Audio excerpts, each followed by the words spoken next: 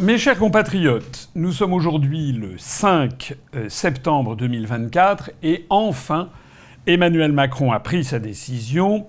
Il était plus que temps puisque c'était son pouvoir qui était sérieusement ébranlé en nommant comme nouveau Premier ministre M. Michel Barnier.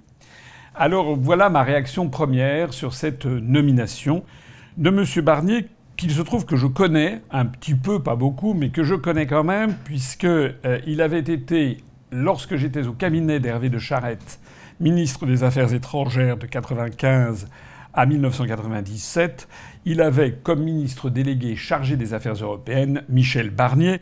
Et je me rappelle qu'une fois d'ailleurs, M. Barnier était passé dans mon bureau pour me demander un dossier notamment. Alors, qu'est-ce qu'on peut dire de M. Barnier ? Premièrement, c'est un homme âgé, toute la presse en parle, il est né en janvier 1951, donc il a 73 ans. Donc ça veut dire qu'il a quand même 26 ans de plus que le Premier ministre. Le premier poste politique que M. Barnier a occupé, qui était conseiller général en Savoie, il l'a obtenu, il avait, je crois, 22 ou 23 ans, au moment où M. Macron avait 4 mois.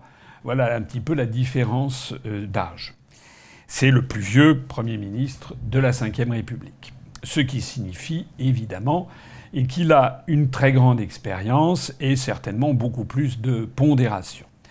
Quand on examine le parcours de Michel Barnier, lorsqu'il s'est engagé en politique, il s'est engagé au parti gaulliste, donc c'est quand même un gaulliste de cœur. Et pour l'avoir un petit peu connu, et puis c'est de notoriété publique, c'est fondamentalement, je dirais, une espèce de bébé Chirac. Il emprunte à Jacques Chirac une série de comportements psychologiques qui sont importants et qu'il faut avoir à l'esprit. J'ai vu qu'il y a ici ou là des gens qui considèrent M. Barnier comme un minus. J'ai vu des déclarations quand même assez d'extraordinaire violence de monsieur, notamment de M. Tanguy, député du Rassemblement national, qui a dit que c'était, tout le monde savait que c'était le ministre le plus stupide de la Ve République. Il a dit que c'était je sais plus quoi, que c'était quelqu'un du passé, un fossile. Enfin, c'est quand même très très violent. Et M. Jacobelli du Rassemblement national a également dit que c'était, on le sortait de la naphtaline. Il y a un certain nombre de personnes qui ont fait de M. Barnier l'image de quelqu'un de très très incompétent. Ce que j'observe, la première chose que j'observe, c'est que si Macron nomme Barnier à Matignon, c'est justement parce que le Rassemblement national a fait savoir à Macron qu'en fait, il ne le censurerait pas immédiatement. Et pour une raison, les raisons qu'on verra d'ailleurs tout à l'heure.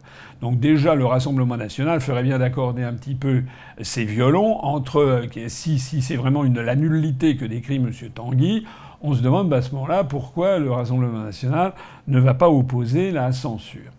Mais au-delà de ça, je voudrais dire, moi, le sentiment que j'ai de M. Barnier, que je connais un petit peu. Je pense que l'image que l'on fait de ce monsieur est une image très fausse, très fallacieuse, puisque étant quelqu'un qui a été à l'école Chirac, je le disais tout à l'heure, il a emprunté un certain nombre de traits psychologiques de Jacques Chirac, que j'ai connu personnellement pour l'avoir accompagné, Jacques Chirac, dans de nombreux déplacements à l'étranger. Jacques Chirac, il avait une tactique, une technique.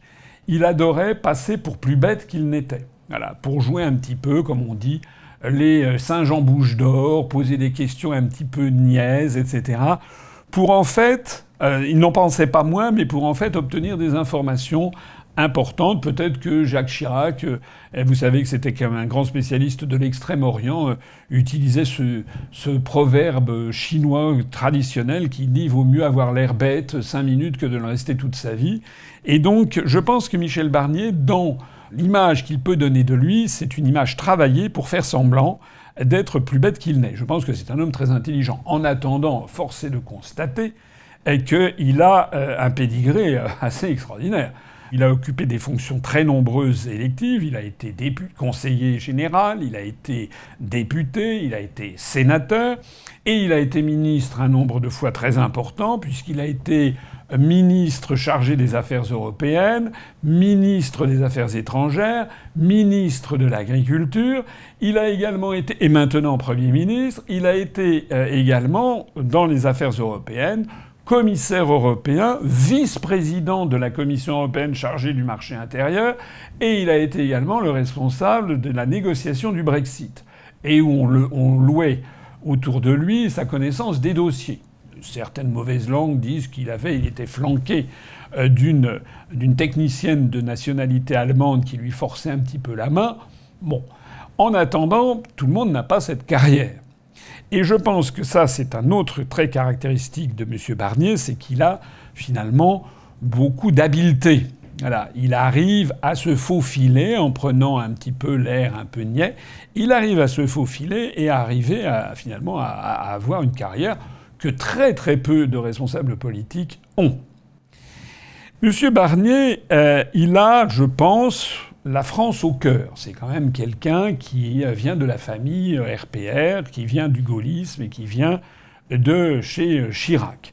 Et donc, ce qui me frappe chez le personnage, outre les différentes caractéristiques psychologiques que j'ai décrites, c'est également qu'il est, je pense assez sincèrement, même très sincèrement, patriote. Et je pense aussi que c'est quelqu'un qui a une certaine rectitude morale, une certaine éthique. Il y a des limites, j'y reviendrai tout à l'heure, mais je pense qu'il y a une rectitude. Parce qu'il y a quelque chose d'absolument sensationnel chez Michel Barnier, qui fait que j'ai un jugement sur cette nomination, finalement, pour moi, c'est un peu une bonne surprise. Je n'en attends pas des choses extraordinaires, mais c'est quand même, à mon avis, la meilleure nomination que l'on pouvait, dans les circonstances actuelles, avoir. Tout le monde convient que je suis jamais tendre avec Macron, mais je trouve que cette nomination est sans doute la meilleure que l'on pouvait avoir, parce que M. Barnier, je dis bien, est la seule personnalité politique que je connaisse, à part ce que je fais depuis 17 ans, c'est la seule personnalité d'un grand parti politique qui a osé mettre les pieds dans le plat sur ce que c'est que la construction européenne et notre soumission aux traités européens. Il s'était rendu célèbre en 2002, au moment de l'élection présidentielle de 2002, celle où Jacques Chirac avait été confronté au deuxième tour à Jean-Marie Le Pen. Il s'était rendu célèbre notamment pour avoir fait un article dont je vais vous lire quand même un passage absolument fondamental, parce que, à part Asselineau, je ne connais que Barnier qui ait pu écrire ça au cours de la vie politique récente. Écoutez, regardez. Dans une tribune publiée par Michel Barnier le 12 février 2002 dans le journal Libération, il écrivait donc juste avant l'élection présidentielle de 2002 où on avait vu le fameux affaire du 21 avril avec l'arrivée de Jean-Marie Le Pen qui s'était qualifié pour le deuxième tour. Voilà ce qu'écrivait notamment Michel Barnier. À l'heure où candidates et candidats à la présidence de la République préparent calicot, arguments et ripostes, il est une sorte de secret dans le débat politique français. Un secret qu'hier ministre des Affaires européennes, aujourd'hui commissaire européen, il me semble d'intérêt général de livrer aux citoyens pour aider leur jugement. Ce grand secret, c'est d'abord et avant tout que la plupart des décisions que les candidats vont s'engager à prendre avec la confiance du peuple ne relèvent plus d'eux seuls. En 1988, Jacques Delors avait annoncé que, dans 10 ans, 80% de la législation économique, peut-être même fiscale et sociale, applicable dans les États membres, seront d'origine communautaire. La proportion n'est pas exactement celle-là, mais les ministres de tous les gouvernements, les parlementaires assis sur tous les bancs le savent bien, transport, énergie, environnement, agriculture, industrie, protection des consommateurs, sécurité alimentaire, immigration, tout cela et bien davantage relève d'un pouvoir partagé avec l'Union européenne. Voilà qui réduit singulièrement, j'en suis conscient, la capacité des candidats à multiplier effets d'annonce et coups de menton. Mais si nous voulons un débat honnête, il faut le dire, dans beaucoup de domaines, il faudra aux futurs élus passer d'abord par Bruxelles et Strasbourg. C'est tout à fait remarquable. Je ne peux qu'être d'accord. C'est ce que je dis depuis 17 ans et demi. C'est-à-dire, je le dis depuis moins longtemps que Michel Barnier lui-même. Lui, c'était en 2002. et il avait été ministre chargé des Affaires européennes et commissaire européen. Donc ça, c'est quand même quelque chose de très sensationnel. C'est que pour la première fois, nous avons un chef de gouvernement en France qui met les pieds dans le plat et qui dit ce que je ne cesse de dire, malgré le fait que énormément de gens tournent ça en dérision, en disant que c'est... Il dit la vérité, c'est que en fait, nos dirigeants ne dirigent plus la France eux-mêmes et que nous sommes dans de très très nombreux domaines. Il faut d'abord passer par la case Bruxelles et qu'en fait, ce sont des décisions qui relèvent essentiellement de notre appartenance à l'Union européenne. La deuxième chose que je voudrais dire sur Michel Barnier, c'est qu'il a mis les pieds dans le plat une nouvelle fois, mais cette fois-ci beaucoup plus récemment. C'était en 2021. Puisqu'en 2021, il était candidat à la primaire des Républicains, où il était opposé notamment à Mme Valérie Pécresse, à M. Xavier Bertrand. Et M. Barnier avait fait des déclarations qui avaient été sensationnelles, puisqu'il avait expliqué que sur les questions concernant l'immigration, il avait dit que c'était un sujet fondamental qui perturbait énormément les Français comme d'autres peuples en Europe. Et il avait expliqué qu'il y avait des articles dans les traités européens, ceux-là même dont je parle depuis 17 ans, articles 67, 77 et 78 du traité sur le fonctionnement de l'Union européenne. Et Michel Barnier avait dit qu'il fallait un moratoire de 3 à 5 ans sur l'immigration, c'est-à-dire arrêt de l'immigration, et que ceci supposait que l'on n'appliquerait plus les articles en question. Il allait même plus loin en disant que ça nécessitait aussi que la France ne respecte plus les décisions de la Cour européenne des droits de l'homme et en particulier ait une position beaucoup plus ferme sur le regroupement familial.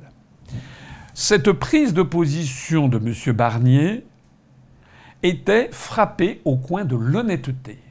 M. Barnier, je suis désolé de le dire, enfin je suis ravi de le dire, c'est quand même la seule personne qui a dit ce que je dis depuis 17 ans, là il l'a dit en 2021, c'est que les questions de migration ne sont pas compatibles avec les traités européens.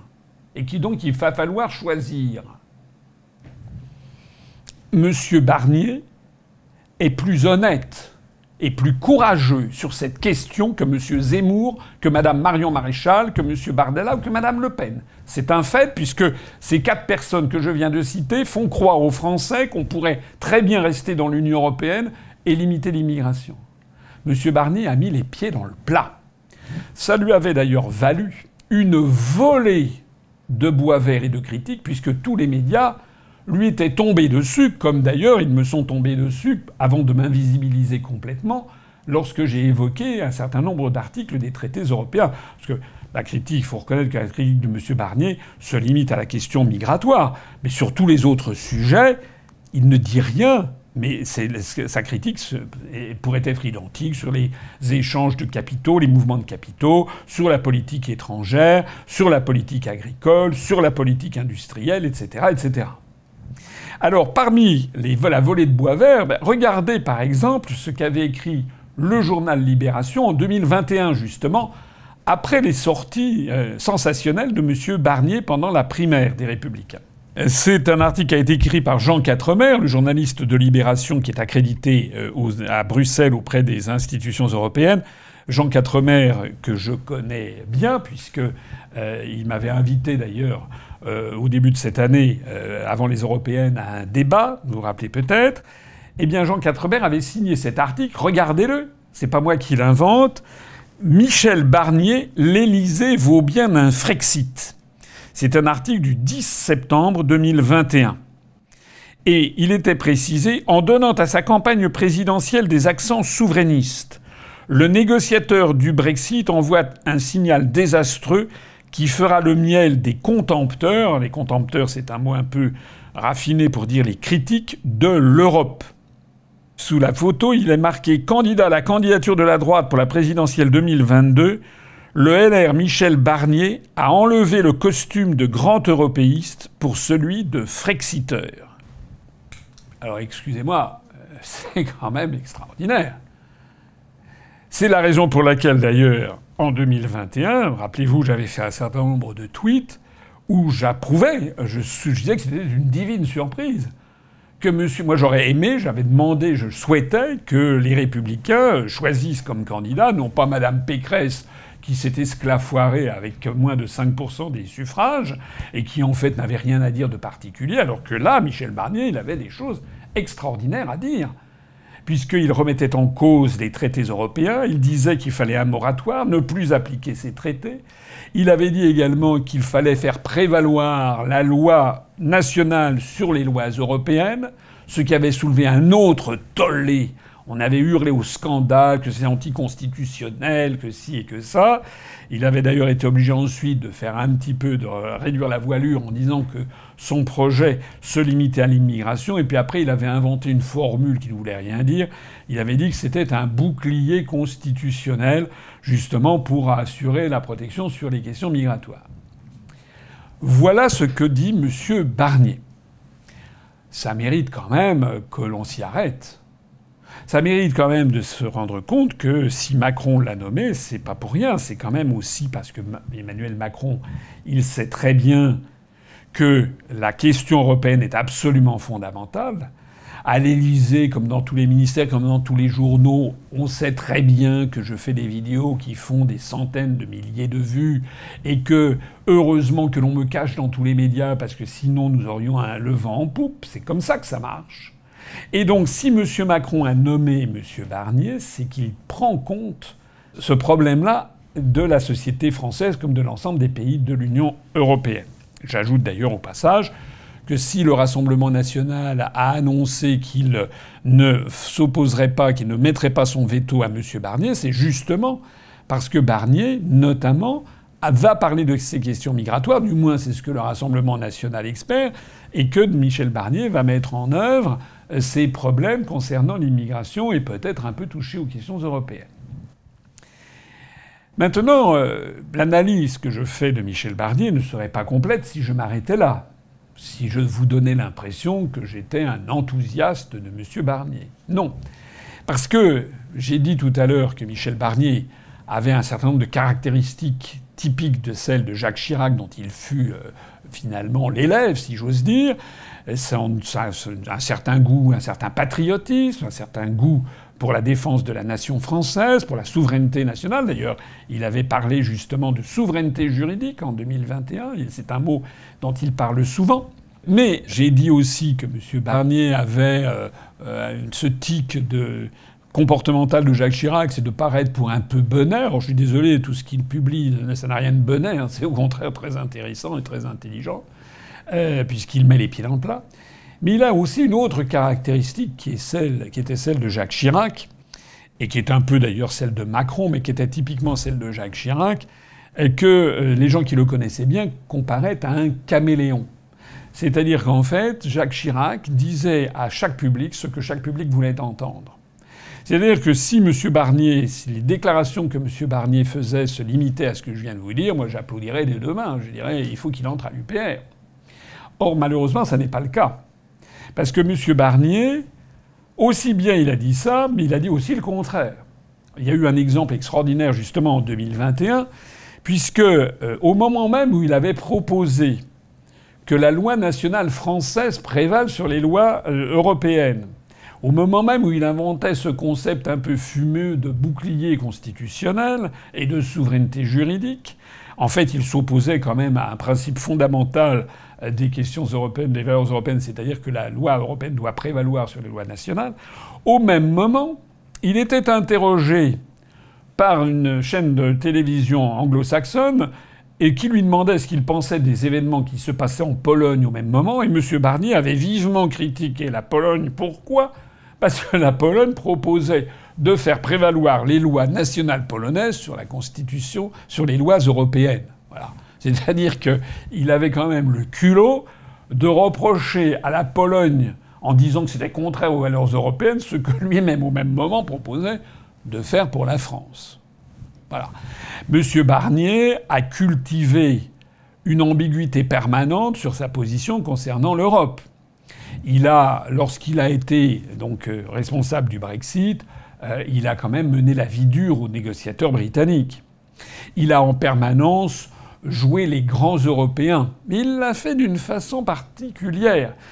par exemple, il y a quelques semaines, le 22 juin 2024, c'était il n'y a pas très longtemps, c'était il y a 2 mois et demi, voilà ce que M. Barnier a écrit. Emmanuel Macron a conduit son pays au bord du Frexit, alerte Michel Barnier.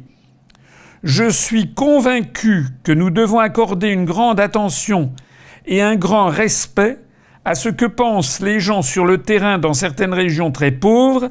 C'est ce qui s'est passé au Royaume-Uni, expliquant une grande partie du vote sur le Brexit, et je pense qu'il pourrait en être de même en France, a déclaré Michel Barnier, ex-commissaire européen et ancien négociateur en chef de l'Union européenne. Je vous renvoie à mon tweet du 22 juin dernier. Donc là, on touche un aspect de la personnalité de M. Barnier qui est fort intéressant. C'est qu'il tire la sonnette d'alarme en disant « Attention, attention, il risque d'y avoir le Frexit ». Mais on pourrait penser qu'il est très pro-européen.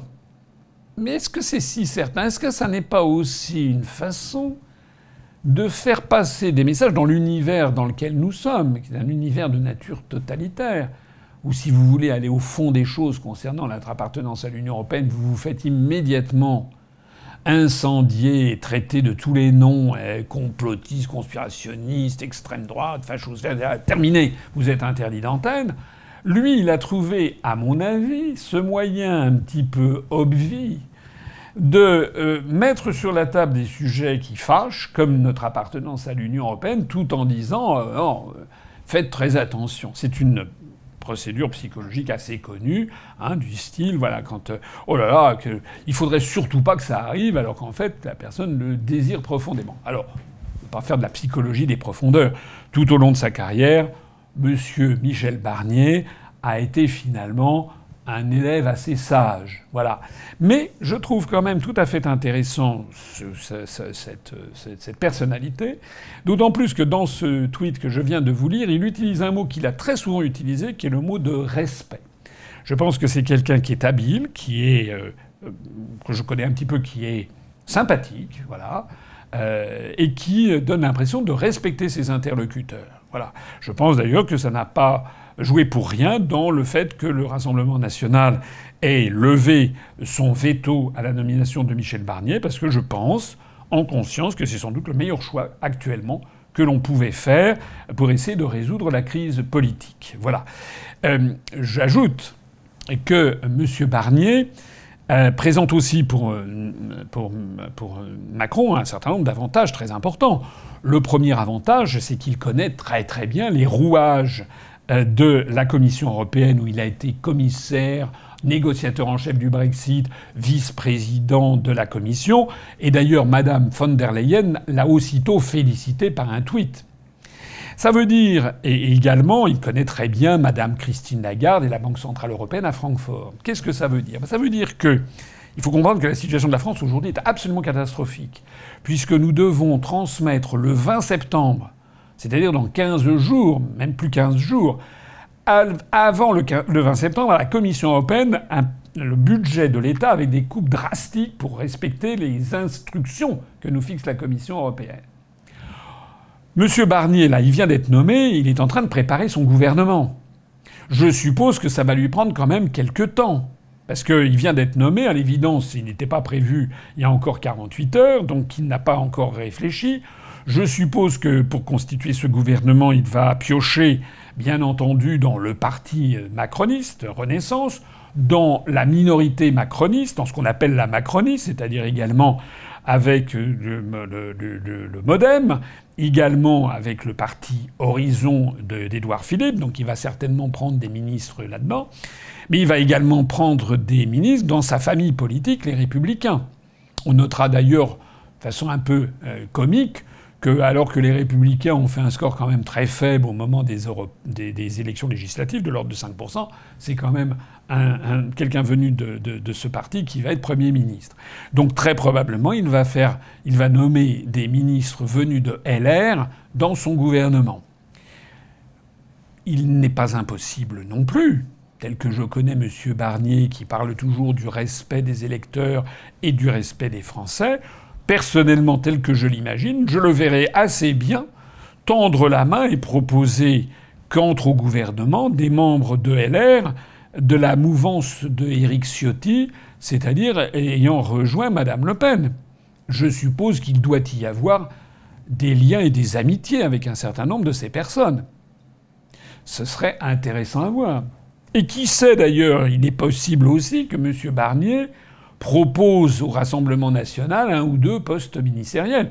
Ce serait une sensation incroyable, une sensation extraordinaire, surtout si le Rassemblement national l'acceptait, ce que je ne pense pas. Mais enfin, en politique, tout peut arriver. Je ne le pense pas. Mais je vois en tout cas, tel que je connais M. Barnier, c'est un homme de consensus, c'est un homme qui aime à calmer le jeu, et qui aime à... il a un certain don pour apaiser des conflits, et je le verrai bien avoir cette démarche. En attendant, ça va lui prendre quelques jours. Et donc on se rapproche extraordinairement dangereusement du 20 septembre, parce que M. Barnier va choisir un nouveau ministre de l'économie et des finances, très probablement un nouveau ministre des Affaires étrangères, un nouveau ministre de l'Intérieur, etc., etc. Quoique M. Darmanin venant de LR, il va peut-être le nommer, mais je verrai quand même assez bien M. Barnier montrer aux Français qu'il y a quand même du changement. Ça me paraît fondamental. Et donc, il va nommer un nouveau ministre de l'économie et des finances. Dieu soit loué, on va être enfin débarrassé de Bruno Le Maire, qui a eu une responsabilité écrasante dans tout ceci. Ça veut dire que le nombre de jours qui vont rester avant le 20 septembre est très faible. Et donc je pense que l'une des raisons aussi pour lesquelles Macron l'a nommé, c'est que je subodore que M. Barnier va passer un coup de fil à Ursula von der Leyen, qu'il connaît très bien, en lui disant qu'il n'a pas le temps et qu'il faut reporter de quelques jours. Je pense qu'il va faire la même chose avec Christine Lagarde à la BCE. Donc je pense que M. Barnier, par sa personnalité d'une part, par son histoire personnelle, son parcours, son expérience professionnelle, va mettre du lubrifiant, si j'ose dire, entre la France et les institutions européennes, non pas pour s'y opposer, je n'y crois pas trop, mais au moins pour obtenir quelques délais de grâce, le temps d'essayer de calmer le jeu. Voilà. Je pense également, ça c'est pour les questions européennes, je pense également que sur les questions internationales, il va également, tel que je le vois, à mon avis, comme je connais sa personnalité, et qui a quand même été ministre de Jacques Chirac à plusieurs reprises, ministre des Affaires étrangères, ministre des Affaires européennes, je l'imagine assez volontiers essayer de calmer le jeu sur un certain nombre de sujets où Macron nous a envoyés dans le mur. Que ce soit sur l'Ukraine et la Russie, même s'il a bien entendu pris position pour l'Ukraine, je le verrais assez bien essayer de diminuer un petit peu l'engagement de la France, que la France soit moins en pointe, d'autant plus que ce qui se passe en ce moment en Ukraine montre que la Russie est en train d'avancer très vite dans la région de Pokrovsk, donc dans la région du Donetsk, dans le Donbass. Au même moment, l'invasion de la Russie par l'Ukraine a été bloquée dans la région de Koursk et n'avance plus. Au même moment, on voit qu'il y a des dysfonctionnements considérables dans l'armée ukrainienne, puisque l'un des 10 F-16 qu'on leur avait envoyé, que l'OTAN leur avait envoyé, a été abattu par un tir ami, c'est-à-dire de l'Ukraine, de l'armée ukrainienne elle-même, ce qui a entraîné la décision de Zelensky de virer le chef d'état-major de l'armée de l'air.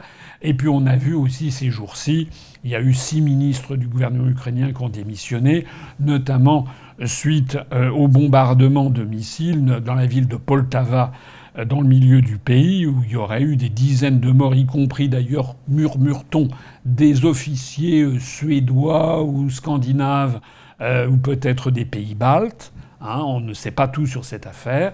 Et également sur la ville de Lvov. Donc tout ceci, au moment où ça donne le sentiment que l'Ukraine est en train de basculer, d'être submergée, tel que j'imagine M. Barnier, je le verrais bien essayer de calmer le jeu et de demander au gouvernement et au ministre des Affaires étrangères qu'il choisira de réduire l'opposition frontale de la France vis-à-vis de la Russie. De la même façon que je le verrais bien aussi essayer de réduire les tensions avec un certain nombre de capitales africaines, avec le Mali, le Niger, le Tchad, le Gabon, etc., etc., le Burkina Faso, l'Algérie. Je verrais bien également M. Barnier, qui a une personnalité consensuelle, essayer de calmer le jeu.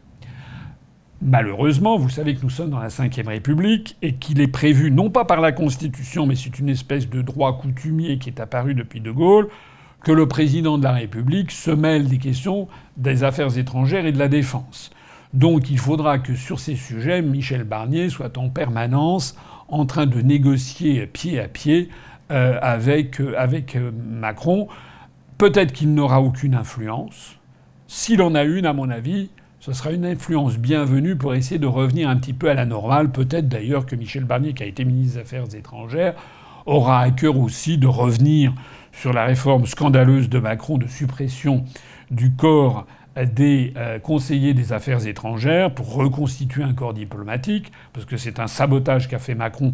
Normalement, j'espère que M. Barnier aura la sagesse de recréer le corps des conseillers des affaires étrangères, qu'il aura la sagesse de recréer le corps préfectoral, et que M. Macron a voulu démolir, également les inspections générales, notamment l'inspection générale des finances. J'espère que M. Barnier, qui a quand même fondamentalement un logiciel, comme on dit maintenant, plutôt gaullien et conservateur, va essayer de revenir à des choses quand même plus sages. Ça, ce sont sur les questions institutionnelles, les questions administratives et les questions internationales et européennes. Sur le reste, M. Barnier, il a fait savoir qu'il a une vision quand même libérale de l'économie. Il a une vision, il avait milité pendant la primaire de 2021 pour la retraite à 65 ans. Donc je suppose qu'il ne va pas remettre en cause la retraite à 64 ans, puisque je pense que c'était quelque chose de fondamental que souhaitait M. Macron, de ne pas remettre en cause la réforme des retraites de 64 ans. Donc là aussi, je pense qu'il va calmer le jeu. M. Barnier s'est fait également l'apôtre de la volonté de faire preuve de beaucoup plus de fermeté sur l'immigration, j'en ai déjà parlé, mais aussi sur toute une série de prestations sociales, etc., etc. Ce qui ira, semble-t-il, assez bien avec, de toute façon, les demandes qui vont nous venir de Bruxelles. Conclusion générale de tout ça. Il ne faut pas attendre monts et merveilles de M. Barnier. C'est le premier point. Le deuxième point, c'est que j'essaie toujours d'être honnête. Dieu sait si je critique Emmanuel Macron, mais je trouve que la nomination de Michel Barnier, pour toutes les raisons que je viens d'invoquer, c'est certainement pas l'idéal, bien entendu, mais pour tout, il faut être dans un monde réel. On peut évidemment rêver de... Mais pour toutes les raisons que je viens d'évoquer, est sans doute la meilleure, ou du moins la moins mauvaise des solutions. Voilà. J'espère que Michel Barnier va faire entendre raison à Macron pour, dans les mois qui viennent, il y aura sans doute une nouvelle dissolution dans 9 mois, en juin 2025. Donc sa durée de vie, de toute façon, est assez limitée. C'est une durée de vie politique, a priori. On ne peut pas savoir la suite des événements.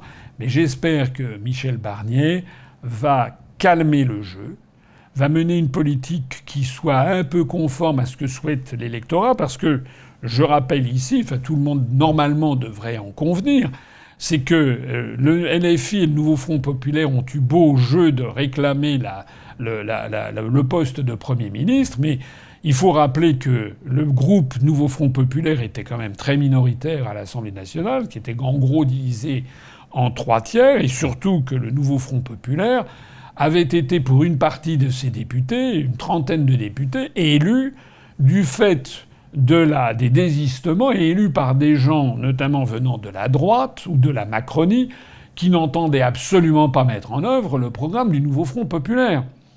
D'ailleurs, de telle sorte que si Mme Castet avait été nommée Premier ministre, ce que aurait dû faire, je l'avais déjà dit d'ailleurs, Macron, il aurait dû nommer Mme Castet Premier ministre, elle aurait été censurée dans la minute.